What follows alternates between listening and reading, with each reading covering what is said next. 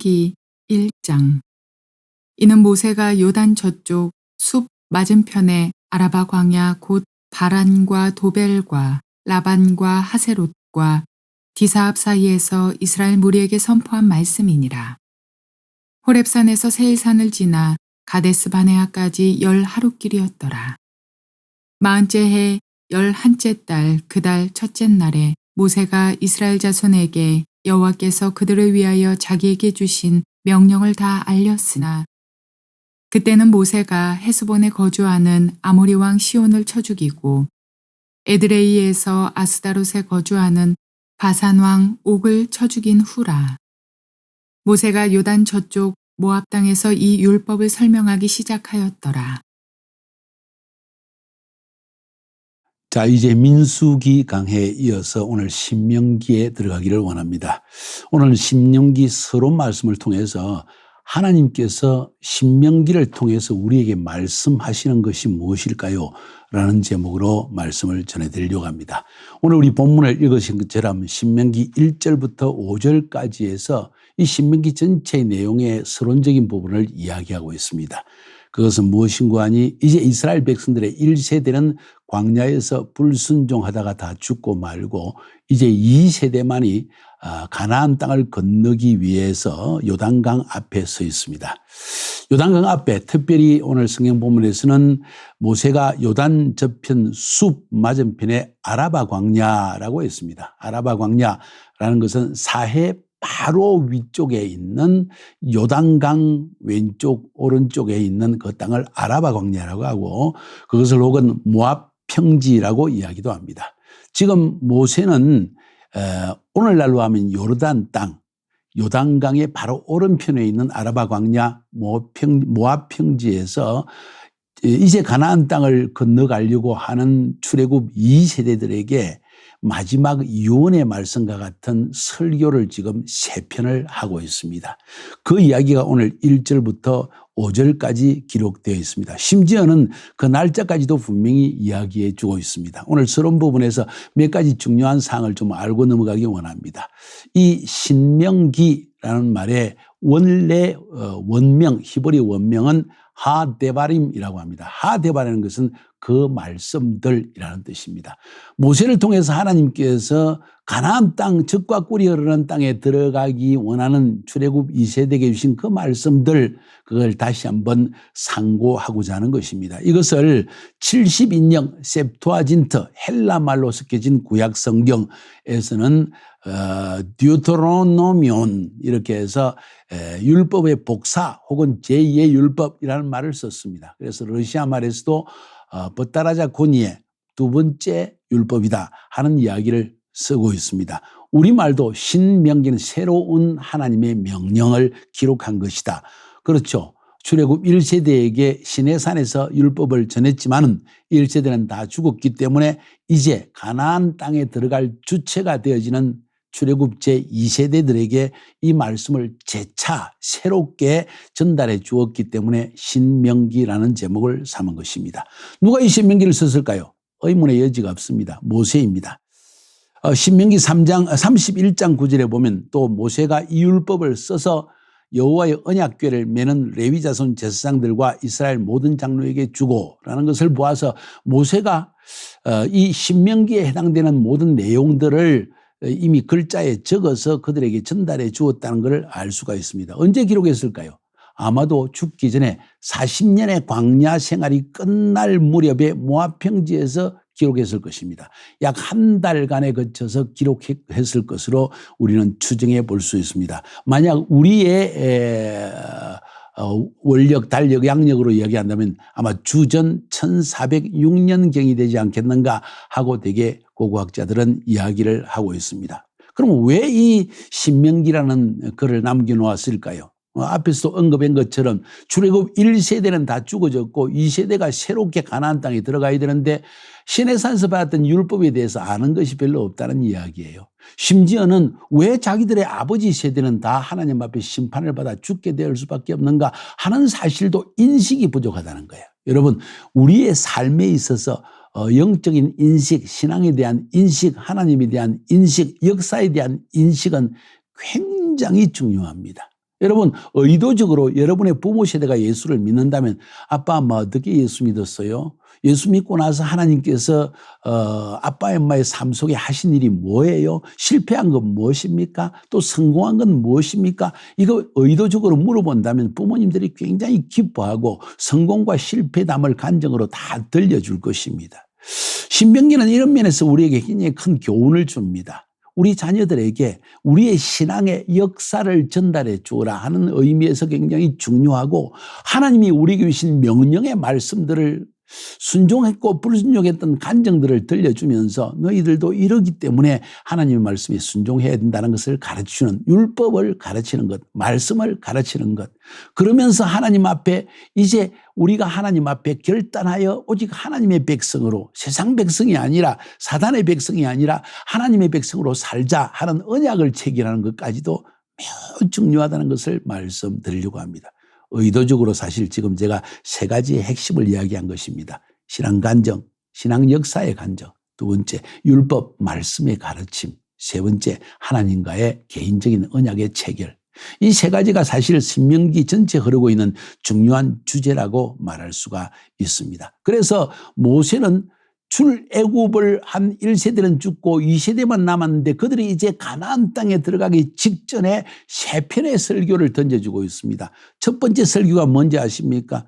1장 1절부터 4장 43절까지 나오는데, 하나님께서 어떻게 출애굽의 기적의 역사를 일으키시고 광야를 통해서 그들을 모압 평지까지 인도하셨는가에 대한 과거 신앙 역사를 회고하고 있습니다. 지난날에 지금 하나님 앞에서 우리의 살았던 삶을 진솔하게 다음 세대에게 전달해 주는 거예요. 아마도 모세가 이 이야기를 출애굽 2세대에게 전달할 때 마음이 참 아프고 뜨끔했을 것입니다. 왜냐하면 광야 40년의 삶의 기억은 전부 다 불순종, 불평, 원망 이런 것의 연속이었기 때문입니다. 하나님께서 그 가운데서 베풀으신 축복과 기적의 역사도 많았지만 실패 이야기가 너무나 많았고 결국은 1세대는 다 죽고 말았다는 이야기를 할 때 모세가 참 마음이 아팠을 것입니다. 그런데 이 아픈 기억을, 이 부정적인 기억을, 실패의 기억을, 신앙담을 2세대에게 전달하는 것은 매우 중요하다는 것이죠. 그래서 모세의 1차 설교는 지난날에 하나님께서 어떻게 우리의 삶을 인도하셨는가, 우리가 어떤 실패를 행했는가 하는 것을 간증하는 이야기로 쭉 나열합니다. 두 번째 설교는 4장 44절부터 26장 19절, 26장 마지막 절까지인데 여기는 하나님이 우리에게 주신 율법의 말씀을 다시 한번 재차 가르칩니다. 왜냐하면 결국 그 말씀에 순종하는 자에게 복이 임하고 불순종하는 자에게 저주가 임한다는 하나님의 엄연한 법칙이, 영적인 법칙이 있기 때문입니다. 지금 우리가 하나님을 알지 못하는 수많은 사람들의 세대 속에 살고 있지만은 하나님의 이 법칙은, 천지만물을 창조하신 하나님의 말씀의 법칙은 변함이 없다는 것이에요. 오늘도 그 말씀대로 순종하며 하나님을 사랑하며 마음과 정성과 뜻을 다하여 하나님을 사랑하며 사랑하는 자, 그리고 내 이웃을 내 몸처럼 사랑하는 자에게 이 축복은 여전히 유효한 것이에요. 바로 이런 사실 때문에 두 번째 설교에서는 율법 말씀에 집중을 합니다. 첫 번째는 신앙 역사 간증에 집중했다면 두 번째 설교에서는 바로 하나님의 말씀 율법에 집중을 한다는 거예요. 그러면서 순종해야 된다는 사실을 매우 강조합니다. 세 번째 설교는 27장부터 30장까지 27, 28, 29, 30장 4장에 걸쳐서 하나님 앞에서 순종하기를 약속하는 모압 평지의 언약을 체결합니다. 언약입니다. 하나님 앞에 약속하는 것이죠. 나와 하나님과의 관계성을 형성하는 것입니다. 우리 신앙생활의 어떤 여정 속에 어느 순간이 임할 것입니다. 하나님께서 너와 내가 언약을 체결하자. 내가 너희 하나님이 되어줄 테니 너는 나의 백성이 되겠느냐? 그렇다면 나의 말씀에 순종해야 된다. 하나님 나라의 백성은 이렇게 살아야 된다. 예, 그렇게 하겠습니다. 이것이 바로 언약 체결입니다. 우리는 이것을 모압 평지에서의 언약이라고 이야기합니다. 모압 언약이라고 이야기합니다. 첫 번째 언약은 출애굽 1세대가 시내산에서 언약을 맺었습니다. 그것을 시내산 언약 혹은 모세의 언약 혹은 옛 언약이라고 이야기합니다. 두 번째 언약은 이 모압 평지에서의 언약입니다. 첫 번째 언약, 시내산 언약은 출애굽 1세대와 맺은 것이라면 두 번째 모압 평지에서의 언약은 출애굽 2세대와의 언약입니다. 그리고 가나안 땅을 건너가고 난 다음에 그들이 또 다시 한번 언약을 맺습니다. 세겜 언약이라고 이야기합니다. 그것은 나중에 또 살펴보려고 합니다. 중요한 사실은 세 번째 설교에서 언약을 강조하고 있다는 거예요. 그러면서 마지막으로 31장부터 34장 4장에 걸쳐서 모세의 마지막 유언과 그리고 모세 다음의 후계자 여호수아를 세우는 이러한 이야기로 이 신명기 전체는 끝내고 있습니다. 자, 여기에서 우리에게 신명기에서 말하고 있는 핵심적인 주제가 무엇일까요? 세 가지라는 걸 말씀드렸습니다. 신앙의 간증입니다. 우리 자녀들에게 신앙을 반드시 전수해 줘야 됩니다. 그냥 좋은 말로 하나님의 어떤 닥트린만을 전달하는 것이 아니라 예수 믿어야 구원받는다, 축복받는다 이것을 넘어서서 여러분이 하나님 앞에 살아온 삶의 여정을 나의 실패의 여정과 나의 성공의 여정을 진솔하게 자녀들에게 매일 식탁 자리에서 또 가정 예배를 드릴 때마다 그리고 안식일을 지킬 때마다 우리는 주일 예배를 드릴 때마다 자녀들에게 이 신앙 간증을 나눠주는 것이 굉장히 중요합니다. 우리의 삶을 지난날에 하나님 앞에 삶을 포장해서 좋은 면만 이야기하자는 것이 아니지요.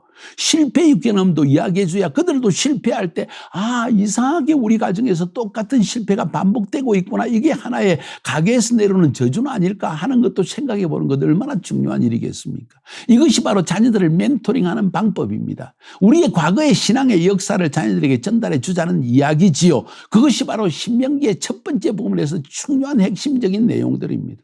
두 번째는 율법을 가르칩니다. 자녀들아, 하나님 말씀대로 이렇게 살아야 돼. 11조 꼭 해. 주일 성소에 하나님께서 이스라엘 백성들에게 가나안 땅에 들어가서 해야 될 이야기를 할 때 여러 가지 있지만은 매일 예배, 매주 예배, 매월 예배, 그리고 매년 하나님의 절기를 지키라. 이 모든 것을 한마디로 절기를 꼭 지켜서 하나님 중심의 삶을 살아야 한다 하는 것을 가르치지 않았습니까? 이것은 율법의 일부분에 대한 해당되는 내용입니다. 우리가 레위기에서도 살펴본 것처럼 하나님의 율법이 우리에게 가르치는 것이 무엇입니까? 그것은 우리의 삶의 기초 개념을 가르치는 것입니다. 우리의 영적인 기준을 가르치고 도덕적인 기준을 가르치고 공의의 기준을 가르치고 자비의 기준을 가르치는 것이 하나님의 율법의 전체의 내용이라는 것입니다. 자녀들에게 그것을 전달해야 됩니다. 그것은 우리의 인간적인 삶, 하나님 앞에서의 삶, 이 세상에서 육체를 가지고 하나님의 형상대로 지음받은 우리들이 살아갈 때 반드시 지녀야 될 삶의 기준, 영적, 도덕적, 공의적, 자비적 기준이라는 거죠. 그걸 모세가 다시 한번 자녀들에게 전달해 줍니다. 이걸 들은 자녀들과 듣지 않은 자녀들의 삶의 차이는 크다는 거예요. 앞에 여러분 이 레위기와 이 민수기를 거치면서 제가 강조한 이야기가 뭡니까? 유대인들은 어린아이들이 태어날 때부터 아직 아빠, 엄마 소리가 들리기 시작하기 전부터 율법을 자꾸 귀에 들려줍니다. 레위기를 자꾸 가르친다는 거예요. 그거 참 지루하고 재미없는 책인데 왜 레위기를 가르치느냐? 도덕적 기준, 영적 기준, 공의적 기준, 자비적 기준을 어릴 때부터 자꾸 듣고 자라나게 하는 것이죠. 사람은 역시 자기가 듣고 보는 것에 의해서 좌우되는 것이에요. 오늘날 젊은 세대들 이 부모를 통해서 하나님의 율법의 말씀을 배우기보다는 유튜브를 통해서 틱톡을 통해서 페이스북을 통해서 인스타그램을 통해서 보고 듣는 것을 반복하며 살아가고 있는 거예요. 우리가 가정에서 가정 예배를 통해서 이런 것을 가르치지 않는다면 우리 자녀 세대는 우리보다 더 큰 실패 속에 들어가게 될 것입니다. 오늘 결혼을 준비하는 청년 세대들 잘 들으세요. 여러분 자신이 이 율법의 말씀을 분명히 알지 못하고 그것을 전달하지 못한다면 여러분 세대의 실패보다 더 큰 실패가 자녀 세대에 온다는 걸 기억해야 됩니다. 그래서 여러분이 신앙생활을 잘 해야 되며 여러분이 성전 중심의 이 성막의 중심에 절기 중심의 삶을 살아야 된다는 것이죠. 제가 너무 흥분했나요? 이것이 신명기의 중요한 주제입니다. 첫 번째는 신앙 역사 간증, 두 번째 율법의 말씀을 가르치라, 세 번째로 하나님 앞에서 개인적인 언약을 체결하게 하나님 내 평생에 하나님 앞에 하나님을 잊지 아니하며 하나님께 매일 예배드리며 매주 예배드리며 매월 예배드리며 매년 하나님의 절기를 기억하여 지키면서 하나님의 시간표를 따라 살아가겠습니다 하는 결단, 개인적 결단을 가질 때까지 자녀를 도와야 된다는 거예요. 여러분의 자녀 한 명 한 명이 이런 하나님과의 언약 체결의 날을 가지도록 도와줘야 됩니다. 그래서 유대인들은 성인식이라는 것을 하는 거예요. 아이들이 이제 성인이 되는 성인식을 함을 통해서 하나님과 언약을 체결하는 것이죠. 우리에게도 이러한 어떤 과정이 이러한 것들이 필요할 것입니다. 어쩌면 세례를 받는 것이 이와 같은 것의 한 예라고 말할 수 있겠죠. 사랑하는 여러분, 신명기 전체를 통해서 하나님은 세 가지를 우리에게 던져주고 있습니다. 한마디로 말하면 하나님은 역사의 주관자이시다. 우리의 삶의 역사를 통해서 하나님은 기적을 베푸셨다. 우리는 그 하나님 앞에 실패의 연속이었다. 우리는 하나님과 언약을 맺은 자들이었다. 그런데 그 언약을 우리 스스로 깨뜨렸다. 하나님은 변치 않으셨으나 우리는 그 언약을 깨뜨리고 세상이 좋아서 출세가 좋아서 돈 버는 것이 좋아서 미래가 염려되어서 하나님이 다 먹이시고 입히시고 한다는데도 불구하고 우리는 불신하여서 결국은 넘어지고 말았다. 그러므로 자녀들아, 우리가 순종하면, 율법의 말씀에 순종하면 축복이 저절로 임할 것이요, 불순종하면 아무리 돈을 따라가도 출세를 따라가도 저주만이 임하게 될 것이, 저주가 우리를 따라서 삼켜버릴 것이다. 이걸 지금 가르치고 있는 거예요. 이것을 가르치는 것이 바로 우리 자녀들의 양육하는 영적 양육이라는 것입니다. 이런 양육이 되기를 주의 이름으로 축복합니다. 그래서 신명기의 핵심적인 절을 한번 말씀해 드리려고 합니다. 10장 12절 13절 그리고 30장 19절 20절입니다. 10장 12절 13절은 이렇게 이야기합니다. 이스라엘아, 네 하나님 여호와께서 네게 요구하는 것이 무엇이냐? 곧 네 하나님 여호와를 경외하며 그의 모든 도를 행하며 그를 사랑하며 마음을 다하고 뜻을 다하여 네 하나님 여호와를 섬기고 내가 오늘 네 행복을 위하여 네게 명하는 하나님의 명령과 규례를 지킬 것이 아니냐. 여호와를 경외하라. 그의 모든 도 율법을 따라 순종하며 행하라. 그를 마음을 다하고 뜻을 다하여 진심으로 사랑하라. 이 이야기 아닙니까? 그리고 여호와를 섬겨라. 30장 19절 20절 내가 오늘 하늘과 땅을 불러 너희에게 증거를 삼노라. 내가 생명과 사명과 복과 저주를 네 앞에 두었은즉 너와 내 자손이 살기 위하여 생명을 택하고 내 하나님 여호와를 사랑하고 그의 말씀을 청종하며 또 그를 의지하라. 그는 네 생명이시오 내 장수이시니 여호와께서 네 조상 아브라함과 이삭과 야곱에게 주리라고 맹세하신 땅에 네가 거주하리라. 젖과 꿀이 흐르는 땅에 축복의 땅에 거주하게 될 것이다. 이 말씀을 하고 있다는 것이죠. 말씀에 순종하라는 것입니다. 언약 백성답게 살아가라는 것입니다. 하나님이 오늘날 이 청년 세대 가운데 이런 사람을 보기만 한다면 하나님이 그냥 하늘에서 복을 그냥 부어주실 것입니다. 여러분의 삶에 엄청난 하나님의 인도하심과 기적을 체험하게 될 것입니다. 저는 여러분이 그런 세대가 될 수 있기를 주님의 이름으로 축복하여 드립니다. 승리합시다.